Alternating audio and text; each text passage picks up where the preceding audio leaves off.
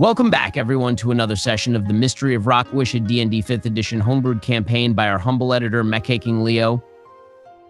Before we begin, we're going to give a small recap of what's occurred so far.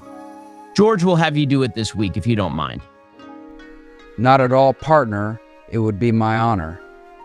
This also gives me a chance to clear up a small tidbit about my character. I am playing a human wizard who is iseka'd from the regular world, but it's not me, George Bush. It's just a regular guy with a similar first name, Jory. Sorry about the confusion. With that out of the way, the journey started with Brock entering the village of Rockwish. Zombies came out in the center of the festival grounds near the fountain. Donald and Joryu confronted two zombies after some shenanigans from Donald. Hey, it's important to stay hydrated. Facts. Like I was saying, after some shenanigans from Donald, more zombies appeared and me and Brock entered the fray, and together we all took out the zombies. The inhabitants of the village of Rockwish were very thankful, and we met with the mayor of Rockwish, Mayor Fuzzybottom. After receiving a blessing and some healing from the mayor, he asks that we check up on Catalina Spellpaw, as she hasn't been seen recently. And that's basically where we were at Ben.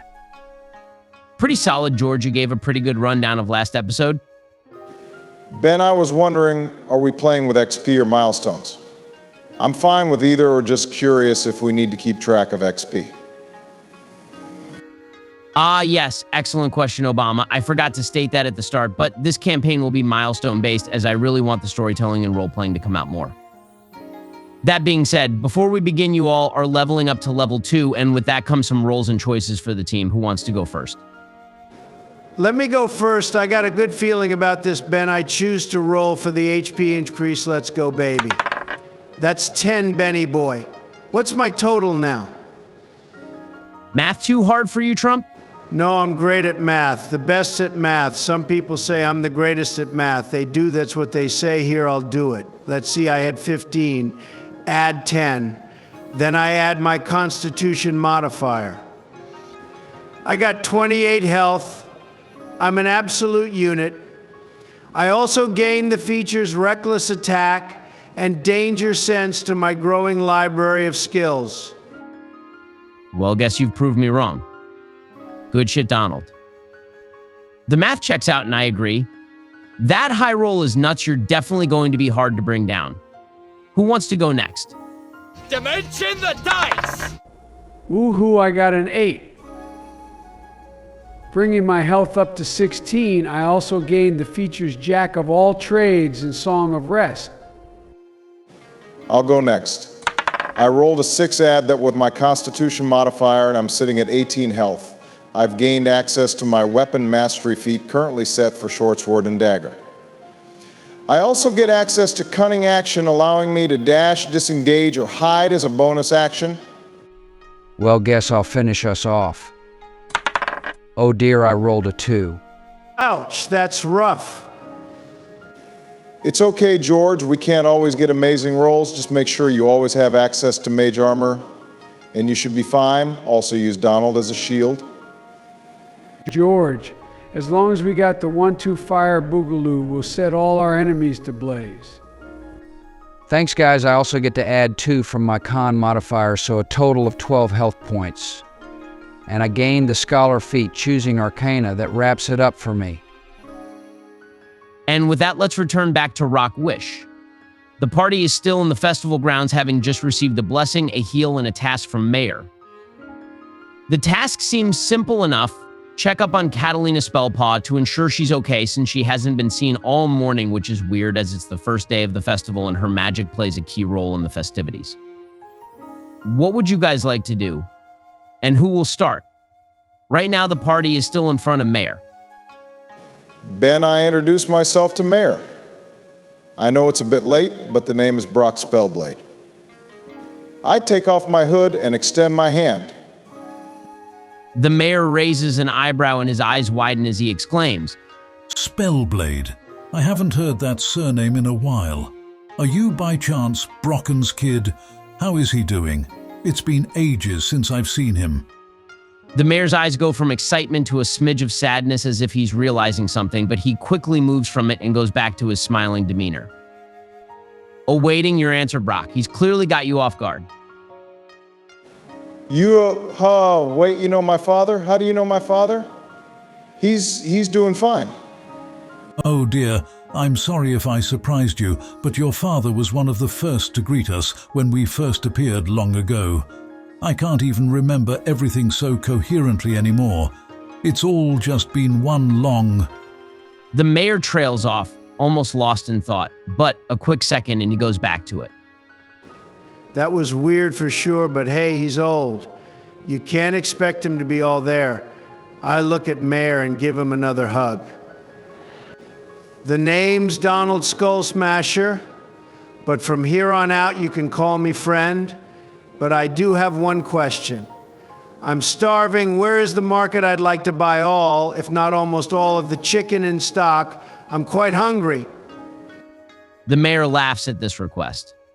The market is closed for the festival, as all those that sell during the market are hard at work preparing their wares for the festival events. But if it's chicken that you want, I can get you some. The mayor produces a loud whistling sound, then meows something loudly, and within a few seconds a young kitten appears with a full rotisserie chicken. Here you go, Mayor. Hope you guys like it. My dad made it. Your dad made this? It looks delicious. Ben, I eat the whole thing within seconds, not caring about the bones or gristle. That's kind of like the best part. Once I'm done, I look the young kitty in the eyes and I say, "Little one, tell your papa his food is delicious, and I'll be stopping at your booth once we return from our task." You mean it. Thanks, mister. Excitedly, the young kitten runs away, booming with joy at the compliment you've imparted upon his family. Thank you, Donald. Under that tough exterior is a heart of gold. Don't lose it, you hear me? Now, if you all will excuse me, I need to go make sure everything is running smoothly for the festival kickoff tonight. Wait, where is Catalina's shop located? Ah, yes. Thank you for reminding me. Her shop is located further past the festive grounds. Her backyard is the forest itself, as her shop lies right at the village's limits. Now, my little kitties, I must go now. And with that, the mayor makes his way into the festive ground. You see him immediately get to work looking around for any last-minute tasks and getting updates from the villagers. The party stands ready with a task in mind. Check on Catalina Spellpaw. Guys, what would you like to do? The mayor has given you a task. Do you guys wish to go investigate now or do something else? I think we should look around and get a feel for the village. Doesn't it seem odd to you that they are so welcoming? It just seems too good to be true. You kind of got a point, Brock. It does seem weird that we not only got a buff, but also a full rest. That being said, I don't really want to think of them as being deceiving. The mayor has been really kind to me since I got hired. Wait, I didn't get to introduce myself, though. Ha ha ha, that's pretty funny, Jor. Hey, it's fine. I'm sure he just got sidetracked. You guys raise an excellent point. It's not good business to just give magic like that. But I have a gut feeling we need to go check on Catalina now. I can't explain it. Call it tuition. Call it the Donald Meester sense. I think we should go straight to the shop, and we worry about the info later. It might be easier to get info once the festival starts and everyone is busy. You're a rogue, right? You can sneak in and get info much easier under the cover of dark and the noise of a festival raging. Okay, I hate to admit it, Donald, but that's a good plan. It might also benefit if we just play along and help them out for now. They really have not given us a reason not to trust them. Maybe I'm too naive, but I think the mayor is being honest. That is pretty naive, but not bad. It's good to have a positive look on things so long as we remain vigilant. It seems like we're all in agreement. Ben, we make our way to Catalina Spellpaw's Potions and Spells Emporium. Excellent. The party makes their way to the Spell Emporium. Passing by the festival and seeing the villagers hard at work, you cross the empty market square, passing by more of the cat scratcher poles Brock encountered at the beginning. A few have kittens eagerly playing with them, and finally you arrive at Catalina Spellpaw's Emporium. No check necessary, you all immediately notice it. Guys, the door is open. Oh, dang, you're right, partner. Maybe we should be careful heading inside. Ben, we rush in through the door. Or we can do that, I guess. I'll follow behind Brock. Donald and Joryu, you both barge in through the doorway in perfect sync, Donald leading the charge ready to take a hit and Joryu blade ready to strike. But upon your entrance, you find nothing. There's nobody inside anymore, but it's apparent there was a struggle in here. As the party looks around the room, everything is turned over and smashed. Shards of glass clutter the floor in all various colors and shapes. There's various liquids all around, some glowing, some dull puddles. What do you do? What happened here, Ben? I'll start looking around to see if I can find any blood or hair, anything that can give me a better idea of what happened. Roll me a perception check, Donald. Oh, dang, I got a 2. Even with my bonus, that's still just a 5. This dice is so rigged. Sounds like a skill issue to me. Donald, you look around, but only find glass, almost cutting yourself in the process of searching. Ben, I'll look around to see if I can find any clues to what happened. Sounds good. Roll with perception as well. Wow, I'm trash like Donald too. I rolled a 5 with a bonus 2 that gives me a 7. Anything, Ben? Brock, you look around, and all you're able to make out for sure is that there was a struggle here, but it appears like no blood was lost. Our rolls haven't been the best. Then I'll cast Bardic Inspiration on Jorha, break out my mandolin, Old Bessie, and start playing a calming melody. I look into Jorg's eyes and I whisper, "You got this, fam." Well, I mean, yeah, you do that, Joryu. I don't know if you know this, but your perception bonus is double that of Jorg's. Oh, phewie. I guess I dropped the ball there. It's okay, Joryu, I got you. Ben, I'll take out the walkie-talkie of fate, and I'll click the button and say this. Hey, deity, can you give us a hand? We're a bit stuck and our rolls have been trash. Can you help us out? Ben, I rolled a 15. As I remember, I still have to roll to see how useful the info will be. Right you are, Jorge. With a 15, I think you'll get what you need. The DC was just a 10 for a basic perception check, but everyone was just shy of that. With a crack and a slap to the face, all of time freezes around you. Jorge and the deity emerges from the walkie-talkie before you. Well, George, did we not just finish talking? I know I said I would help you out, but I mean, come on. It's been, 30 minutes since we last talked. Whoa, what's going on here? How come no one is moving? What then? Well, George, I can't just be in this realm all willy-nilly, then I would just take over the whole world. Wahahaha. Ahem. But yet, anytime you call upon me and succeed, the world just comes to a complete stop except for you and me, of course. Anyway, what did you need? I was in the middle of catching up on some YouTube videos. Well, the party failed to succeed in the perception check here in the Emporium. We know there was a struggle since everything is smashed, but we found no blood or hair. We found no clear clues indicating what might have happened and where Catalina could be. I guess what I'm asking is for a clue, something that will lead us to Catalina. I fear she's in danger. For a moment, the deity scans the room and looks back to you. Well, have you checked the rafters? And with that, the deity is propelled back into the walkie-talkie, his time coming to an end and the cost being paid. He's answered your question. And has to go back to his realm, laughing maniacally as he's whooshed into the walkie-talkie, and you hear one last giggle coming from the walkie.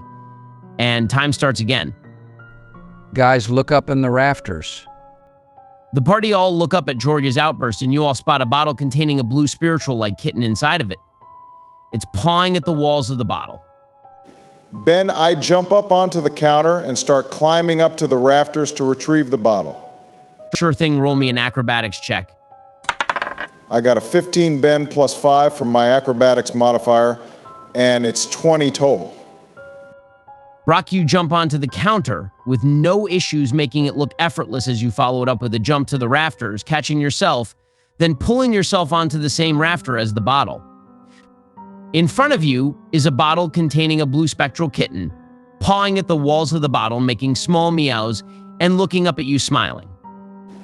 Guys, I got the bottle. There's a blue spirit-like kitten inside it.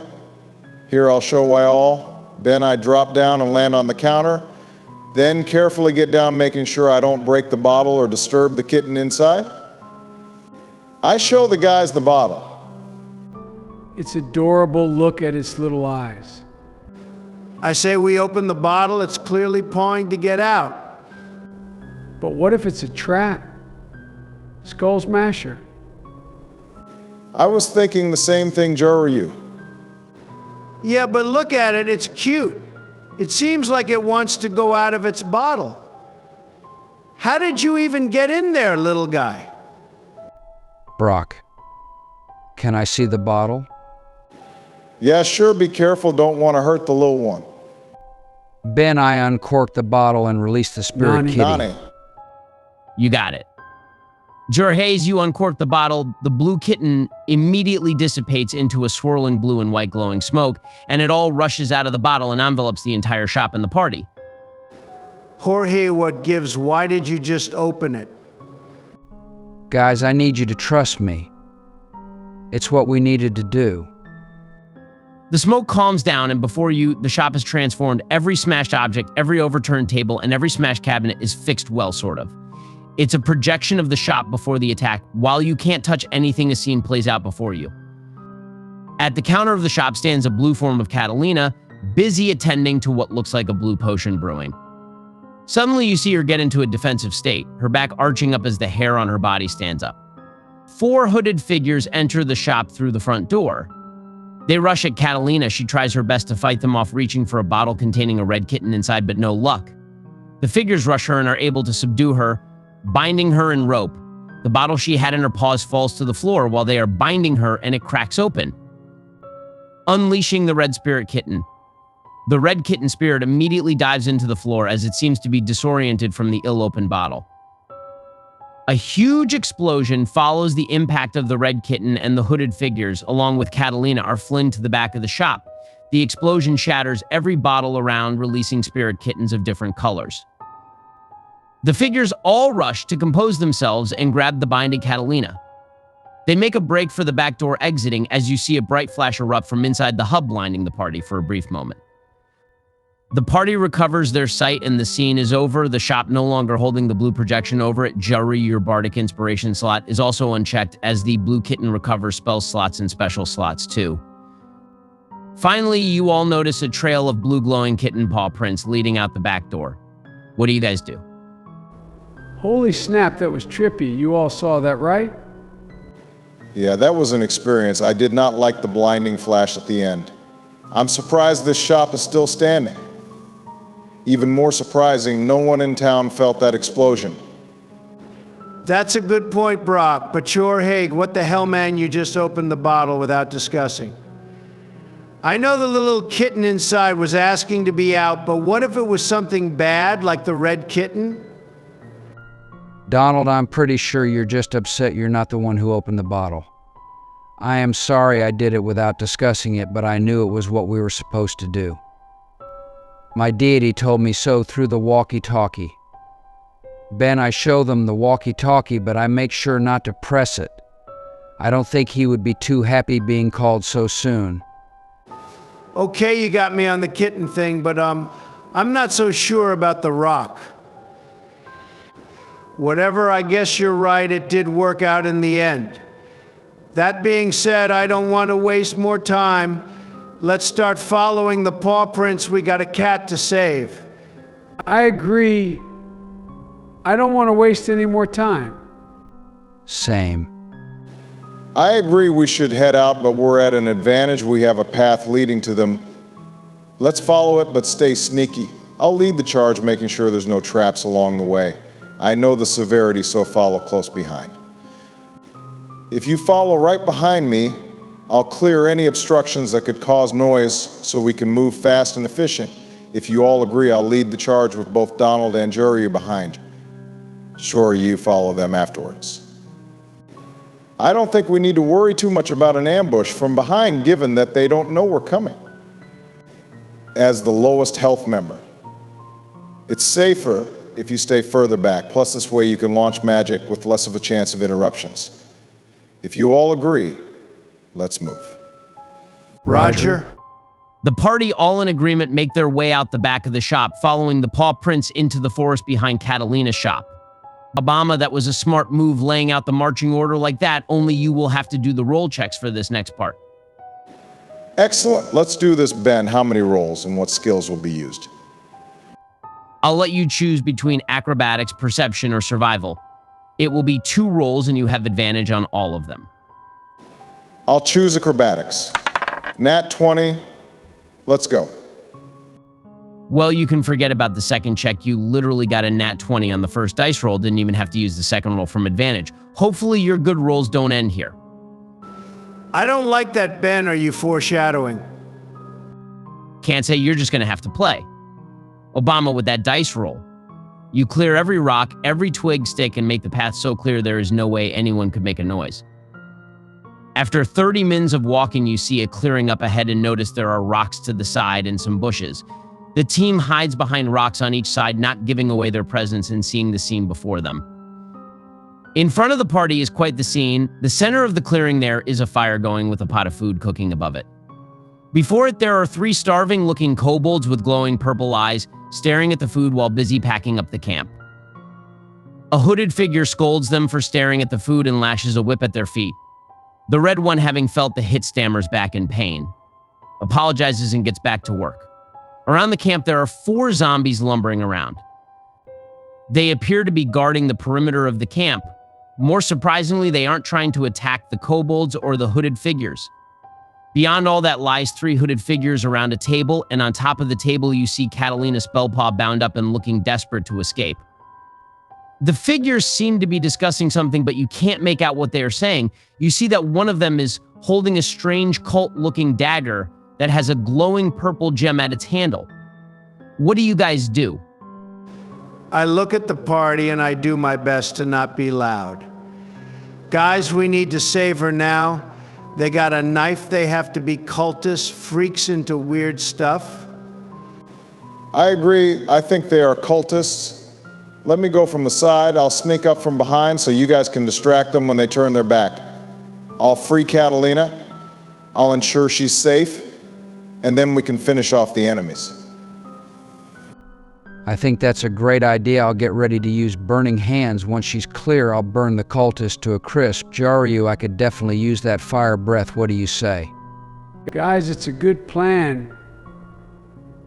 But what about the kobolds? The party watches the kobolds. There are 3 of them, a red, blue, and green one. All 3 have glowing purple eyes and look incredibly starved. The creatures themselves are normally small, but these look thin and frail, each of them having an iron collar around their necks. Guys, I don't think they are here willingly. Juryu, you're probably right, but what can we do? We need to save Catalina. Not just for the money, but she's a part of our family, our kitty family. As sappy as it sounds, Donald is right. We have to save her. She's family. Wow, it's weird how fast we accepted that. Strange. Juryu, if you have a plan or something, we're all ears, but as it stands, we might have to fight them. We don't know the full story. The glowing eyes match the glowing dagger's gem. For all we know, once we attack, they will turn at the call of the holder. Okay, I guess. Sorry, Juryu. Brock, go ahead and start moving in place. I'll get behind the rock once I see you in position and hear you whistle. I'll jump out and get everyone's attention. The boys will follow suit with their attacks. Once you get Catalina out of there, we light everything on fire. Let's break. The party all gets into position. Brock, you're going to need 1 more acrobatics check to see if you accomplish this feat. I got a 19 with +5 for 24 total. Brock, you get into position without any issues and without raising any alarms. You make sure you have eye contact with Donald N. Ben. I step forward, strumming my mandolin in a passionate, hard melody as I stare into the kobold's eyes and activate my dragonic freedom speech. I speak to the kobolds in a strong, passionate voice that booms at every word, echoing the sense of freedom. Kobolds, though small in stature, your might lies when you unite. Break away from the shackles of these cultists and join us. I can't promise to you that we are the strongest or even the best. But as long as you're with us, you're family. As long as you're with us, you're free. Oh, bloody hell. He can't say I'm surprised. Kobolds, if you join, you can eat everything in the pot. I yell this out to help further push Jaryu's success and to show support to my bro. I like it. Joe, roll with advantage. The Dragonic Freedom Speech ability is unique. It only works on dragon races and only when they are mind-controlled or enslaved. This ability allows you to ignite the spark that lies within all dragon races, allowing them to break free of any sort of control and act of their own free will. Roll a d20, you can add your persuasion modifier to it as they absolutely go hand in hand. You are essentially persuading a dragon to be free. A strange concept to us, but for a vast majority of time, all dragons were enslaved by Tiamat. First roll at 2 yikes. Even with mods, that's 7. Okay, I know I forgot to do the thing. What thing? Dimension the dice! I rolled a 14 with +5 for 19. I hope that's good enough. Well done, Joe. I was curious if you would take the chance and use the ability. I was starting to think you were just going to skip this opportunity altogether. To be fair, that ability is limited to only Dragonkin as it's homebrewed. With a 19, the 3 kobolds snap out of their mind control, their eyes returning to normal. As the 3 look up to you, Jaryu, their eyes fill with tears. Thank you. The 3 kobolds turn on the cultists nearest to them, all 3 going in for an attack. One got a nat 20. One got a 12 and the last one a 2. But it doesn't matter, the first kobold that got a nat 20 dealing 12 total damage with his dagger. Using his brothers as a jump point, the red kobold goes in and plunges his dagger in the cultist's neck, a fountain of blood gushing out of the side onto the zombies near it. Everyone roll for initiative as the cultist and zombie are all alerted and are going to attack the kobolds and Jaryu. I got a 19 total. I dare anyone to go in front of me. Well, the luck ends now for me. I rolled a 1. Thankfully, I get +5 to initiative for a 6 total. Sounds more like a skill issue. You got that right, buddy. I rolled a 19, no modifiers, sadly. I rolled a 10 + 3 for 13 total. The cultists rolled a 9, 6, and 14. The zombies rolled horrible. They got a 1, 4, and 2 3s. The kobolds roll together as they will be fighting as one, and they roll a nat 20. Ha ha ha ha, guess they are daring Donald. Honestly, I can't even get mad if I was just freed. I too would dare to stand in front of greatness. No matter I like the moxie. What do they got cooking, Ben? Top of the round, and it goes as follows. The kobolds, Jaryu and Donald, cultist A, Jorge, cultist B, Brock, cultist C, and finally all 4 of the zombies, with one of them blinded by the blood, so he's going to lose his first turn to cleaning his eyes. They may be brainless but not sightless. The kobolds will start by attacking the zombie closest to them, but not blinded one. One kobold misses, but the other 2 hit with a 12 and 9 respectively, dealing 6 and 4 damage for 10 damage total. Jaryu and Donald, it's both your turns. Having rolled the same, you can work together or go one at a time. For our current situation, I'd like to move separately. Ben, I want to dash towards the cultists, going all 60 feet, placing me right in front of their faces.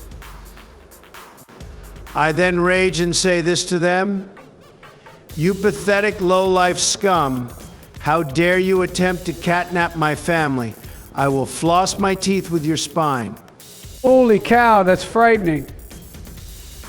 I like it. Ben, I'll rush to my new kobold allies and attack the zombie they already damaged. I rolled a 17 with a +3 for a tainted 20.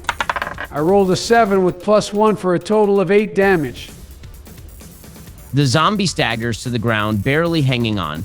He hasn't had a turn, and he's already rolling at disadvantage as his flesh is barely hanging on. Cultist, unflinched by Donald's words, lunges for an attack on Donald and hits with a roll of 16 plus 3 for 19 total. Slashing at you for 5 damage, reduced to 2, Donald. That's pathetic. That was nothing. Just wait till it's my turn. Warrior, you're up next. Ben, I move up next to the fire and I cast Magic Missile. I'll send 2 towards the zombie that Joryu and his gang attacked, and the final one to Cultist C directly in front of me.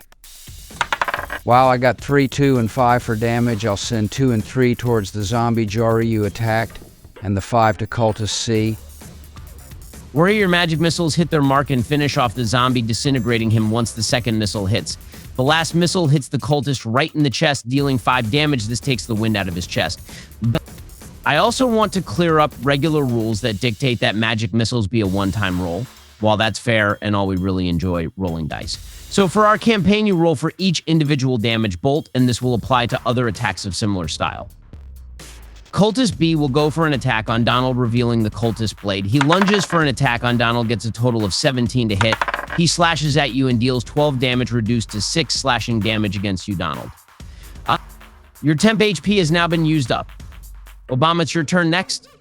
Finally. Ben, can I see if Catalina's okay? I know she's tied up, but can I see blood? Is she in obvious pain? Roll a perception check. This won't take up an action, as I'm assuming you just want a quick look and confirmation. Yeah, that's right. And woohoo, I got an 18 plus 2 for a tainted 20. Brock, you see no blood and can see that Catalina is very much awake and aware. Her hands and feet are bound and her mouth is muzzled. But her eyes will not leave the scene unfolding in front of her. She has not noticed you at all. No one has. Perfect. Ben, I'll rush at Cultist B holding the fancy dagger, and I'll slash at him with my short sword. I rolled with advantage for a 14 total to attack. Does that land? It does. Go ahead and roll for damage. I do 5 damage with my short sword. Then I'll activate sneak attack to get in another blow and deal an extra 5 damage. Then I'm going to take a bonus action to attack with my different light weapon. Holy cow, Obama, you're cooking. The cultist B falls to your second strike, gurgling on his blood and falling over where he stands. The ceremonial dagger falling on the floor and sliding under the table, holding Catalina. On God, fam, that shit's wild, no cap. Joe, what? What can I say, Donald? If you know, you know. Okay, I'll keep the dice rolling. I got a 14 total, dealing only 3 damage, no mods, due to it being a bonus action on Cultist C. Your hit got him good, bringing him to his knees, barely alive, right on the brink of death. The blow was so devastating, he's not able to do anything on his turn as he slowly gets to his feet. He starts to chant something and starts to glow purple. The zombies all get riled up at this and start to glow purple as well. It's the zombies' turn now. Thanks to Cultist C activating his chant, the blind zombie recovers quickly and all 3 make attacks. 1 zombie goes for you, Joryu, and 2 other zombies rush at you, Donald, and all 3 make empowered attacks. I'll roll the 2 zombies attacking Donald. The roll is 16 and 17. The zombies slash at you, Donald. They deal 2 and 5, but thanks to their empowerment, they each get an extra +2 to damage, making it 4 and 7 total of 11 damage. Burrow down to 5 thanks to your rage. Wait. That's it. Really, these guys are basically tickling me. At this point, I think we could take on an army. Please don't give Ben ideas. Things can still turn south. We're not in the clear just yet. Right you are, Obama. Okay, I'll roll for the attack on Joryu, and the zombie got a nat 20. George, maybe don't celebrate so early. Ha ha ha, I am so sorry, Joey. Well, it's happening now. Let's see the damage, Ben. Joryu, the zombie glowing a bright purple, slashes at you with an unholy force, dealing a total of 18 damage. Joryu, no. It's okay, guys, I'm still alive, but just barely thanks to the mayor. Right, you are Jari, your normal hit point is 16, but thanks to the mayor's blessing, you stand at 21 health. While this attack took a huge chunk from you, you're still alive with 3 remaining hit points, and the mayor's blessing is gone. And with that attack, we end our first round and go back again to the start with the kobold's turn. Oh no, master. The 3 kobolds take their turn. The red and blue one both go for an attack on the zombie that struck you, Jaryu. They both hit with an 11 and 16 and deal 7 damage together. The other kobold, the green one, casts Healing Word on you, Jaryu. He heals you for 4 HP, bringing you back up to 7. Jaryu and Donald, it's your turn. Okay, little man, it's time I make good on my promise. Ben, I yell this to the cultist A in front of me. I'll make sure it hurts, and I'll use reckless attack. Roaring while I raise my axe. I rolled a 17 with +5 to hit, 23 total. I'm sure it hits, so I'll roll damage. I got 10 total. How do you want to do it, Donald? All right, that's what I'm talking about, partner. I raise my great axe and stare coldly into the eyes of the cultist, and I say this to him. I don't know what God you pray to, but get ready to be severely disappointed. You get no salvation. Then I bring down the axe, slicing him in 2 down the middle. That's brutal. I'll wipe the blood off my face and talk to the other cultists. Start praying you're next. Ben, as much as I would like to stand back and recover, I just can't because these little kobolds don't have much health themselves. Ben, I draw my rapier and I lunge at the zombie. I rolled a 15 total. I'll go ahead and roll damage. Hot dog, I got a 7 + 1 for 8 total damage on the zombie. I'll finish off my turn pointing at Jorge and saying, I believe in you, magic man, and give him bardic inspiration. Admirable move, Joe, putting yourself in harm's way for the sake of the kobolds. There's much more to your character than meets the eye. Agreed. Very good turn. Since cultist A was sliced down, we go to Jory for your turn. Awesome. Ben, I faced the zombie that nearly killed Jaryu. Angered by the idea of nearly losing a new friend, I clap my hands together and draw forth fire from my palms, and I cast the cantrip firebolt at the zombie. I rolled a tainted 20. I'll roll for damage. Hot dog, that's a max roll of 10 damage. George, your firebolt connects with the zombie and it bursts into flames. A weak groan leaving its body as it collapses to dust. Obama, you're up next. Woohoo, I'm safe, thanks, Jory. Ben, I'm going to move forward and strike the zombie near Donald, but closest to the other cultist. I'll slash the zombie with my short sword. I rolled a total of 15. Ouch, I only rolled a 1, thank God. I get a +3 for a total of 4 damage. Not much, but I'll invoke Vex so I can roll with advantage on the zombie next turn. Then I'll attack with my second dagger and throw it at the last cultist. I'll invoke Nick so the dagger is thrown with its full power. I rolled a total of 14, with 7 max damage. What a turn. Brock, I had you pegged wrong. I thought rogues were never in the front lines, yet here you are going all commando, slashing and throwing. Thanks, Donald. You haven't even seen anything yet. That was beyond brutal. Brock, he only had like 1 or 2 HP remaining. Okay, you cleave a good portion of the zombie and then proceed to throw your dagger at the final cultist. The dagger goes right through his head and exits out cleanly, leaving a huge hole in his head. He gurgles out blood, his eyes rolling to the back of his head as his body drops down lifeless, a pool of blood quickly forming around him. The last of his blood spurts out his body through the newly formed holes in his head. Let's go, partner. Now that's a kill shot. Ben, I know I overdid it on the damage, but that description was haunting. I like it. It really makes me feel like I'm there. Jaryu, we're there. Good shot, Brock. Now we just have zombies to deal with. Speaking of zombies, it's their turn, and the last two zombies make an empowered attack at you, Donald. One misses, and the other one hits for 6 damage, brought down to 3 due to your rage. It's top of the round again. Only 2 zombies remain. We start with the kobolds. The red kobold moves up next to Donald, but still standing behind him to ensure his safety. The red kobold casts a form of firebolt from his mouth, letting out a quick shot of fire. He rolls a 21 total to hit and deals 4 damage. The blue kobold follows suit, then throws his dagger at the zombie already damaged. He rolls a 10 total, which hits and deals 5 damage to the zombie. The green kobold casts Healing Word a second time on you, Joryu, and heals you for 6, bringing you up to 13. Thank you very much, little one. Donald, if it's okay with you, I'll take my turn first. Be my guest, bud. Ben. I rush over using all my movement and get right behind the damaged zombie, and I swing with my rapier. I got an 18 total to hit, and I deal just 7 damage. Ben, is that enough to finish it off? Not quite. It's still standing barely, though. No worries, I got this, Ben.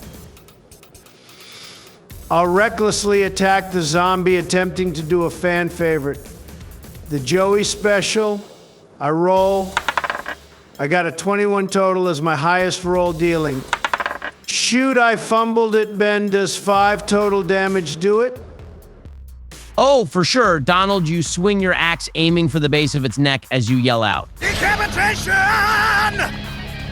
And its head goes rolling into the tree line, never to be seen again.